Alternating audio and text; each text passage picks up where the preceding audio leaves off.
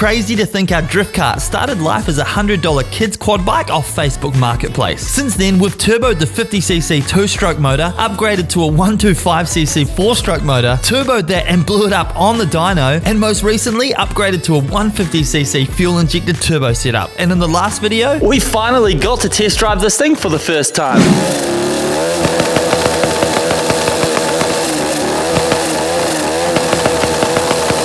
Honestly, this thing has exceeded my expectations, but now it's time to see how much power this thing is really making. So in this video, we're going to take this thing and put it on the dyno. Although the turbo setup is making all of the right choo-choo noises, the question is it actually making more power? You'll find that out a little later in the video, and I think the total number is going to surprise you. It always cracks me up to use a whole trailer to tow a go-kart around, but I don't know, maybe I could fit it in the tray, but I feel like this is more entertaining, especially for people who see us while we're driving past. But we're locked and loaded, let's go get a dyno tune. We're back at BSC Performance, where they build and tune some very cool cars. Last time we were here, we tuned our 125cc turbo motor on the dyno and it made about 8 horsepower. We may have also blown the motor on the dyno as well. Did it snap a chain? What did it do? No, it snapped the valve.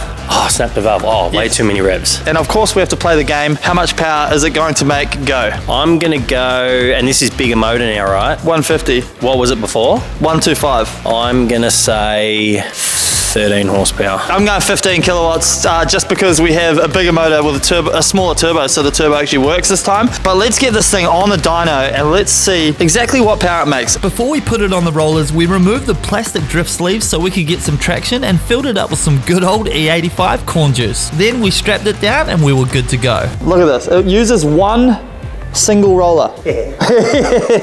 So good. All right, so we're gonna jump on the cart, roll it up and make sure that everything's all good before we actually do some tuning. By the way, I have put a cowboy tune on the laptop, so I won't be surprised if it is way off. Before we start tuning, let's look at some numbers. Our current motor is advertised at making 6.8 kilowatts or 9.1 horsepower at the crank. According to ChatGPT, after drivetrain loss, that would be around 7.5 horsepower at the wheels, naturally aspirated. So anything more than that, and we're making gains with our turbo. So first things first, we're going to run it up and check the state of the current tune on the ECU.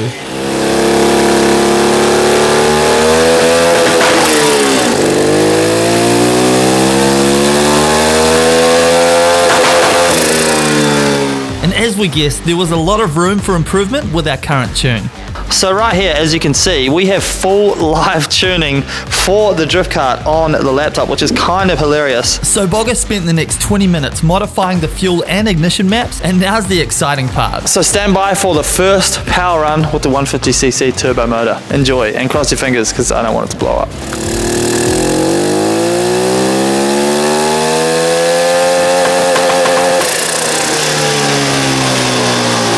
Alright, we're already at 7.7 kilowatts or 10.3 horsepower at the wheels. Once the fuel was dialed in, we could start modifying the timing map so we could push more power.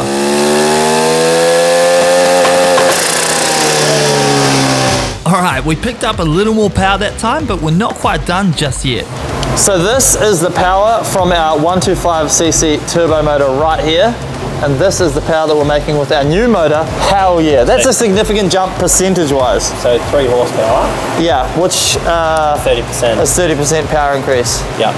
So far so good. All right, let's do another power run. So we made a couple more timing changes and these next 2 runs were easily the best runs of the night.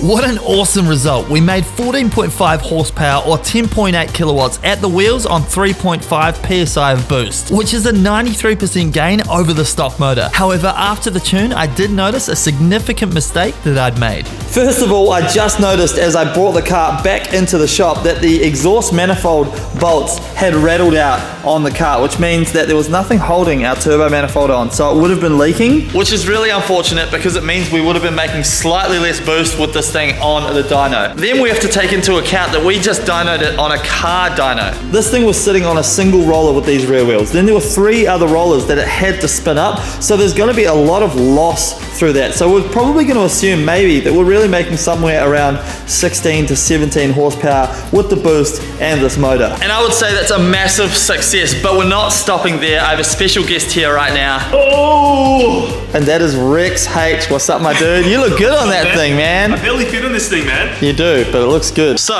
we're about to do a little bit of experimenting because I have been doing research on these single cylinder engines, and I've read your comments, and people say that you should put a plenum in the piping, which basically means you have like a canister that holds a volume of air before the throttle body. So basically turbochargers rely on a steady exhaust and intake flow to build pressure. Now on a multi-cylinder engine, that is much easier because there's always one cylinder working, or 2 cylinders, or 3 or 4, or however many cylinders you've got, but there's always more than one working to build boost in the turbo. But on a single cylinder motor, there is only 1 intake stroke for every 4 strokes. That means the intake and exhaust pulses are very intermittent, and it's much harder to build boost. That, it sounds exactly like that.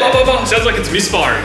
It actually does. Yeah, but basically, like, the science doesn't really compute in our brains. We're not that smart. But apparently, you need something in the piping, kind of like this, that's gonna hold a bunch of boost, and it kind of evens out the pulses that are going on in the motor.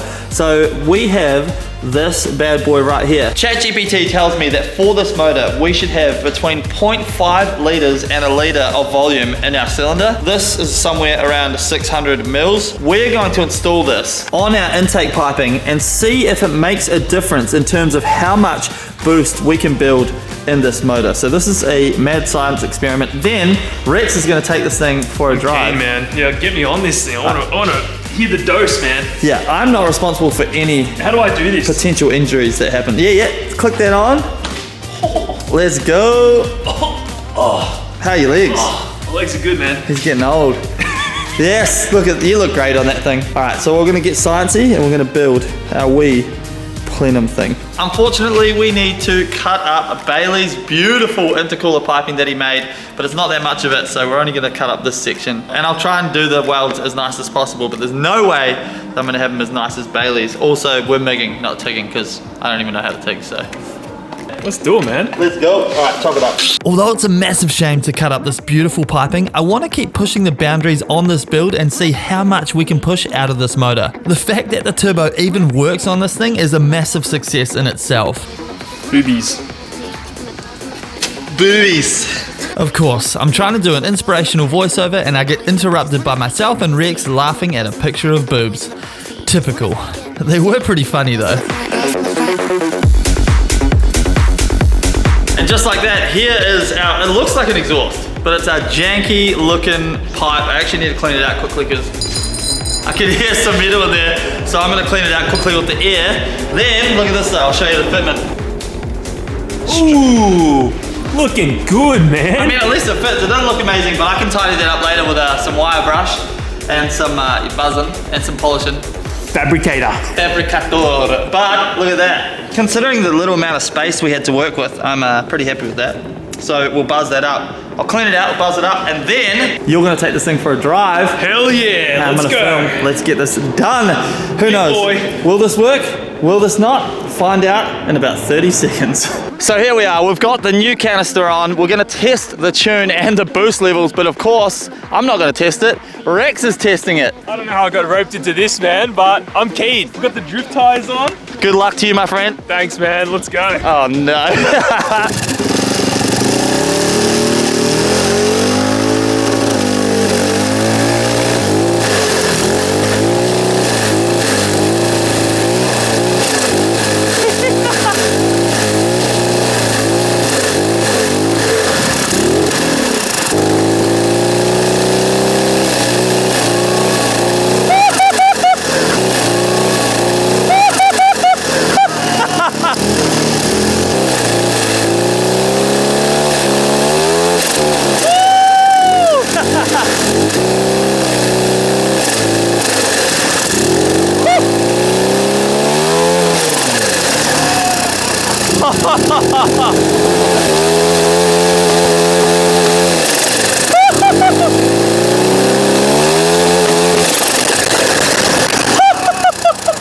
Oh my lord, this dude is sketchy on this thing. That was good. That was so good. Oh my god, he's scaring the hell out of me. Oh, send me.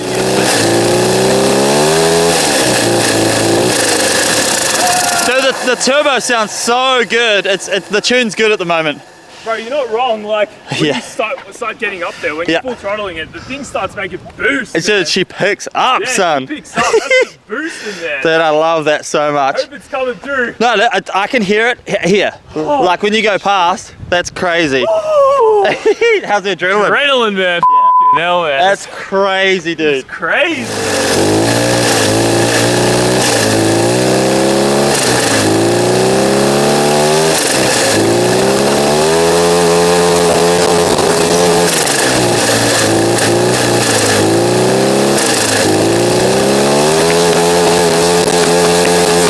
Oh shit!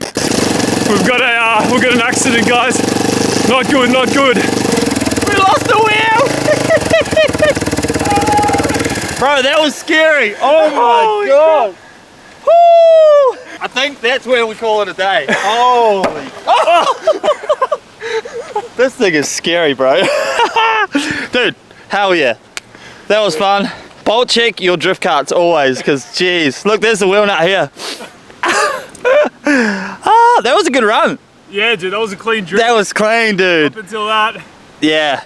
I might need to get a nylock bolt for, nylock nut for these axles, because that was sketchy. Holy shit, dude.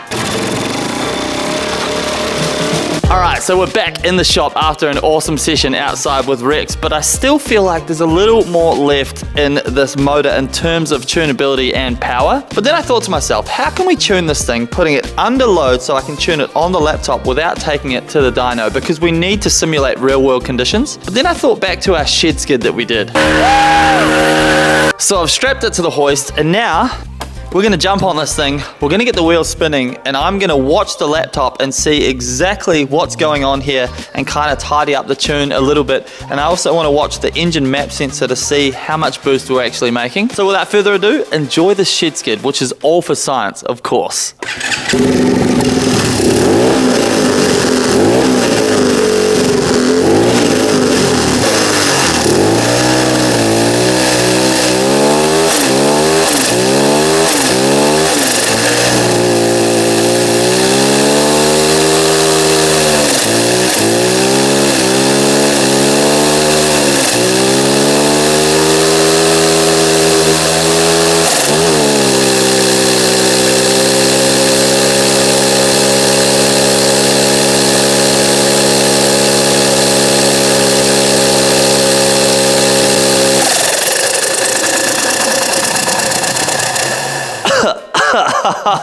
Well, I can confirm this thing definitely works. Holy crap. So we got that to the top of third gear as fast as this kart would go with this current gear ratio. So I'd say right now it's definitely making more than that 14.5 horsepower that we made putting it on the dyno. So we're going to have to take it back 100% now that we've got this dialed in even better. So just then on the laptop, we were seeing 5 PSI of boost at the map sensor. So that's the map sensor right there on top of the throttle body. And I think that means that our canister that we've made here actually might have worked, which is pretty insane. And this place is looking super smoky right now. Look at the new lights that we've got up on the roof as well. It looks so good. But I would definitely call that a success. Thank you guys so much for watching this video. Let me know what you want to see with the drift kart next. I'm keen to continue the series because it's just so damn fun. I'll see you guys in the next video. Thank you. Peace.